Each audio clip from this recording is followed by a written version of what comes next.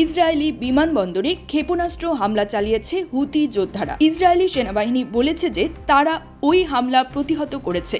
খবর আল জাজিরার। টেলিভিশনে সম্প্রচারিত এক ভিডিও বার্তায় হুতিদের সামরিক মুখপাত্র ইয়াহিয়া সারি বলেছেন, তাদের যোদ্ধারা তেল আবিবের কাছে বেন গুরিয়ন আন্তর্জাতিক বিমানবন্দরের দিকে একটি জোলফাগার ব্যালিস্টিক ক্ষেপণাস্ত্র নিক্ষেপ করেছে।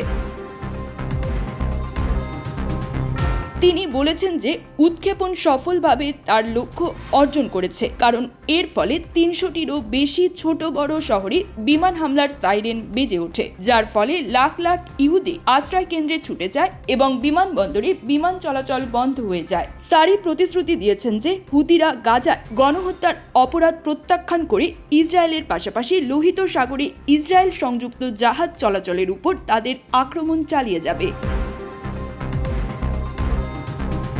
টাইমস অফ ইসরায়েল বলেছে, জেরুজালেম থেকে দেখা গেছে ইয়েমেন থেকে ছোড়া একটি ক্ষেপণাস্ত্রের দিকে ইসরায়েলি বিমান প্রতিরক্ষা ব্যবস্থা ইন্টারসেপ্টর ক্ষেপণাস্ত্র নিক্ষেপ করছে। তবে এই হামলার হতাহত বা ক্ষয়ক্ষতির বিষয়ে উভয় দেশের পক্ষ থেকে কিছু জানানো হয়নি।